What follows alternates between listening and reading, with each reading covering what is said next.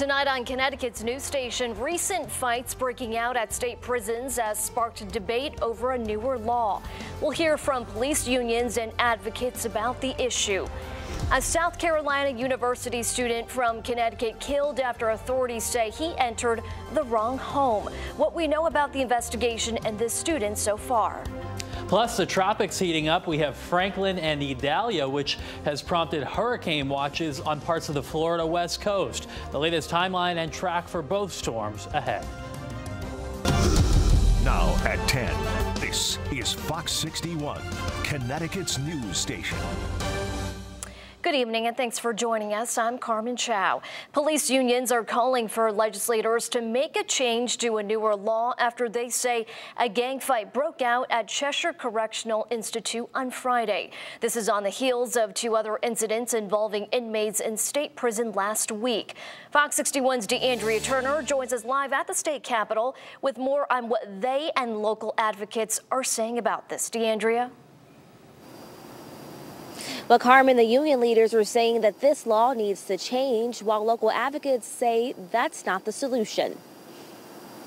This week has been pretty horrendous. Correction officers and president of Local 1565, Mike Fargo, and Chief Steward Ken Wright are calling for change to a newer state law called the PROTECT Act that allows inmates more time out of cells and lessening time in restrictive housing units. They say because of this law, inmates are attacking officers and each other more frequently. There is no deterrent for assaultive behavior. The population is realizing that.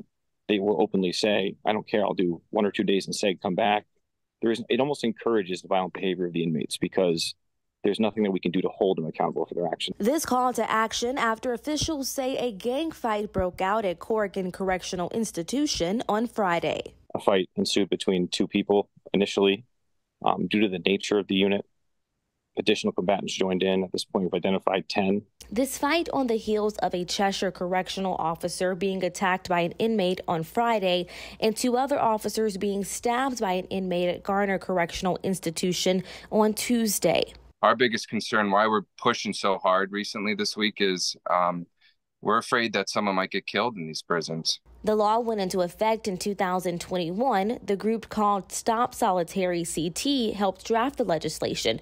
A member of their board says that changing the laws isn't the solution. What we need is the new independent Office of the Ombudsperson to come online, the Office of Correctional Accountability, so that there can be independent oversight of the DOC. Now, Governor Ned Lamont did release a statement just within the hour saying in part, several recent incidents, the leadership of the Department of Corrections initiated an internal review to enhance. We apologize. It looks like we're having some technical difficulties with DeAndrea's mic, but switching gears here, we're turning now to the weather watch. We had a fairly muggy weekend, but overall beautiful conditions, and it looks like it'll stay dry tomorrow as some colleges and universities hold their first day of classes.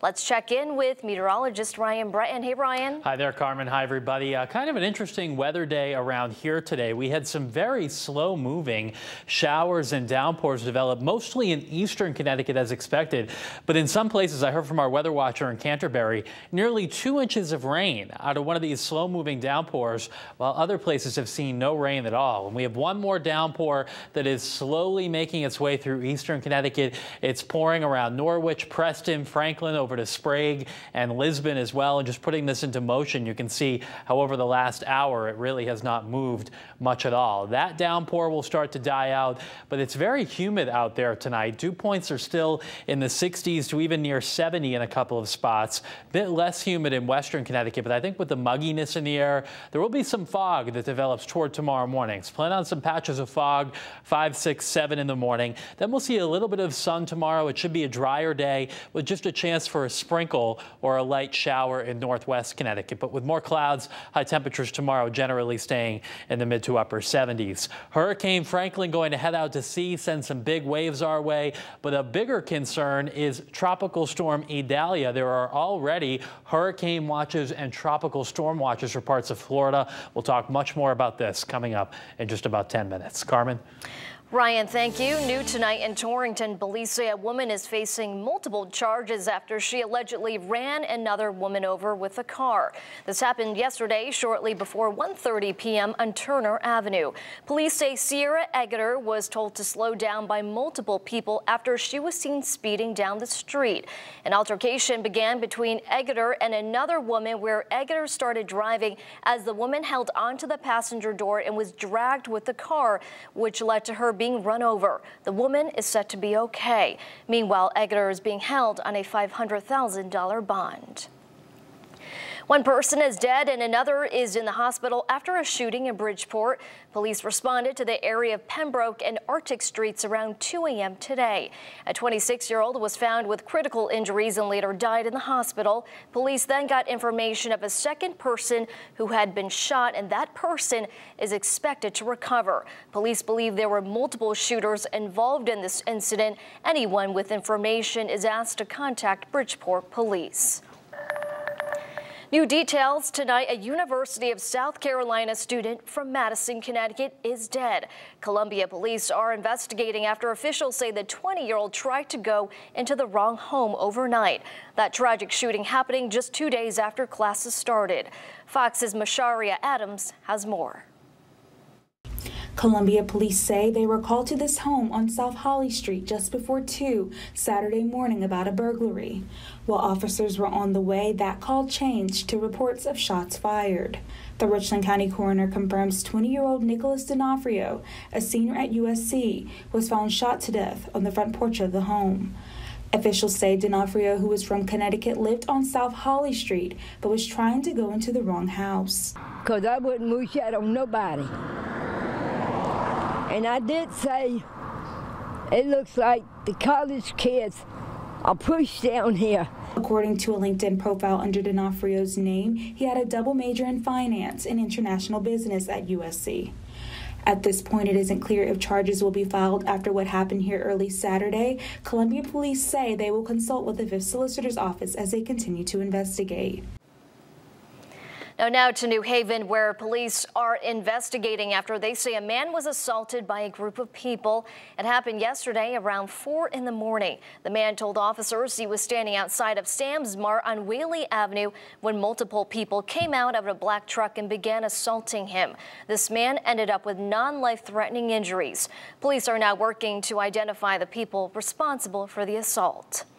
And out to Hampton, where police are looking for a man who they say tried to pull a 24-year-old woman into the woods Saturday afternoon at East Rock Park. The woman told officers she was walking up the main roadway to the park when all of a sudden the man approached her from behind. That is when she began yelling and screaming, resulting in the man running away. The man is described as 30 to 40 years old with black wavy hair, wearing a white shirt with a red stripe and shorts. So if you think you may have seen him or have any information, you are urged to contact Hampden Police. Enfield firefighters are investigating tonight for the cause of a building fire. Crews were called to this fire on South Road just after midnight last night. No injuries have been reported, but the extent of the building's damage is unclear. Officials say it has been vacant for quite some time. A Fox 61 follow-up, a happy ending for a mother cow and her family set for slaughter, now finding a new home at a local farm animal sanctuary.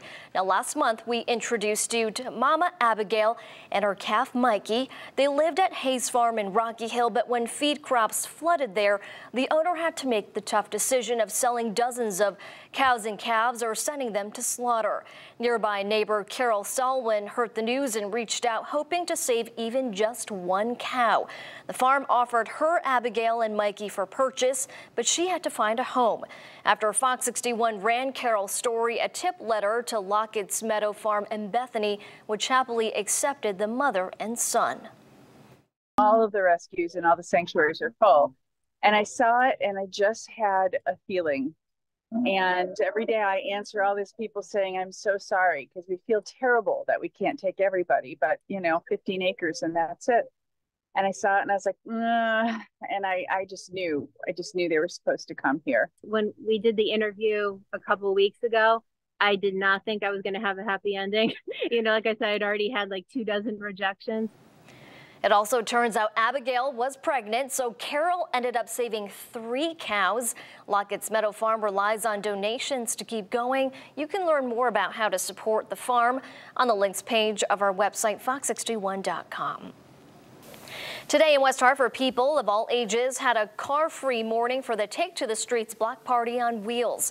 4 roads in West Hartford Center were closed for anyone to ride their bike or scooter around town without the concern of cars. Attendees got to enjoy some discounts and surprises from nearby restaurants and shops, along with other fun activities in the street now that traffic wasn't an issue. Now, they were definitely making some noise in farming today for all the right reasons. It was the last day of the Dream Ride experience. Now, Dream Ride is now celebrating 23 years at the Farmington Polo Club, and the 3-day extravaganza raises money for deserving charities like the Special Olympics and canine outfits like Dog Star Rescue. People come from around the globe to take part and check out all the opulent exotic cars. And on Sunday, they also held the unified basketball game, which features Special Olympians teaming with some local players. Fox 61's Jim Altman served as the MC for the unified game, which has become a tradition in Farmington. We have